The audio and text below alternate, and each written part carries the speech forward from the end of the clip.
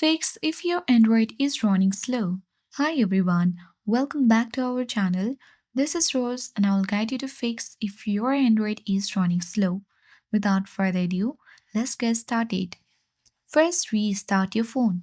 A quick reboot can clear out temporary files and refresh memory. For that, you need to hold power button on your device and swipe towards restart option. Once done, clear the cache data. Go to settings. Scroll down and navigate to Apps. Now tap App Management.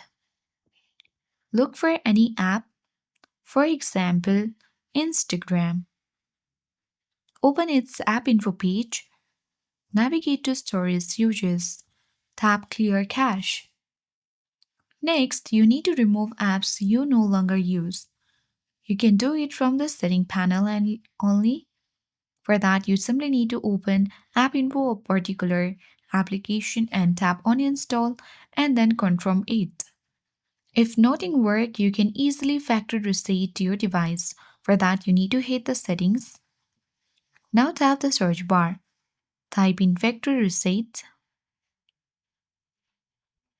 or simply type reset option.